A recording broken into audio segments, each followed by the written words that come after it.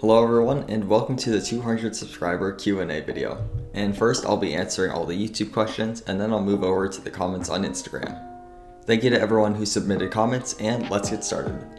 Alright, the first question is, what are your plans for this channel in the future?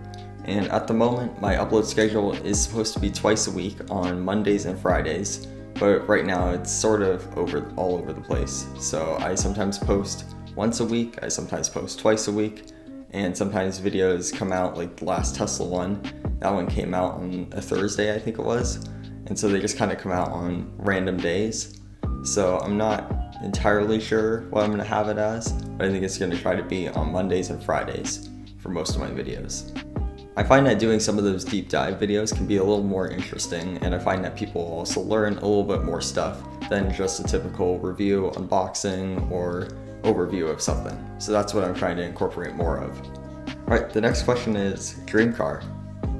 That one right now would be the Tesla Model S Plaid Plus Edition, except that also costs like $140, maybe it's $180, yeah, it's $180,000. So that would be definitely like the dream category. But like a more realistic dream car, that would probably be like a Model 3 or a Model Y. I'm just not sure if I would want an SUV or a sedan yet. I'd also have to go and wait a little while and consider other EVs from other auto manufacturers, as a lot of those have seemed to be really nice, but they just don't have the charging infrastructure and also things like autopilot in them that make Teslas unique.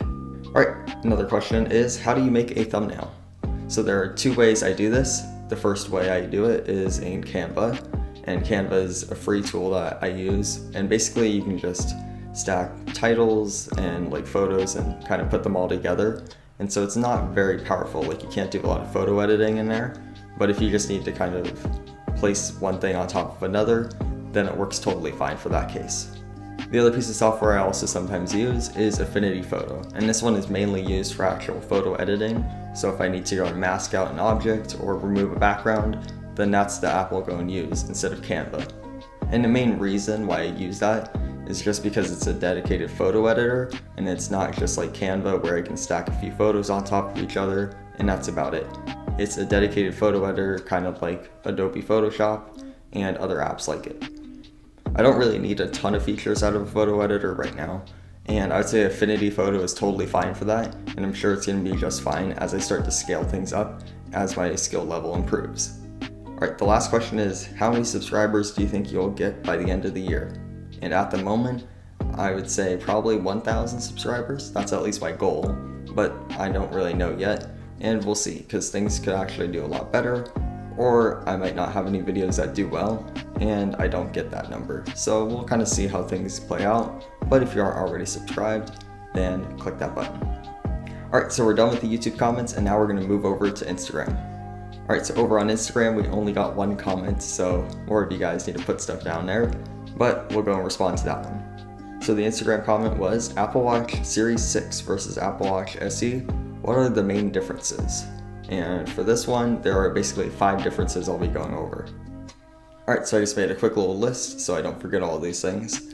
And the first difference with the SE versus the Series 6 is that the Series 6 has an ECG and also a blood oxygen monitor, which are cool and possibly useful tools, but for many people, they don't really need them. The third difference is that you get 30-minute faster charging, so instead of having the SE charge in 2 hours, the Series 6 will only take 1.5 hours to charge, but I don't really see that as a super big issue if you just put it onto the charger at night, like many people do. Alright, the fourth difference is that you don't get an always-on display on the SE, which for some people that can be a deal breaker, as they like to see the watch face on their watch all the time. But for some, the extra $80 for it might not make sense. And the very last difference is basically just the cases. So you can choose from titanium, stainless steel, or also ceramic, and you can get those cases on the Apple Watch instead of just having aluminum only on the SE.